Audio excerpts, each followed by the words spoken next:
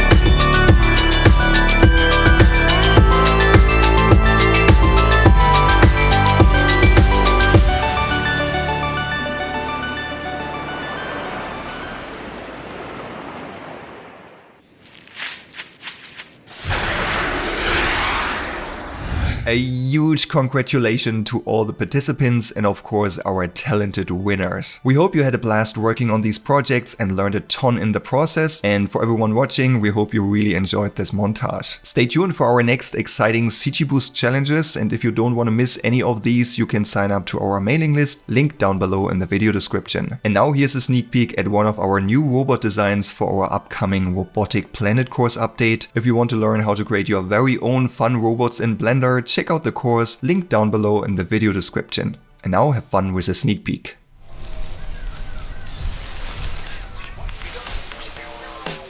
Understand.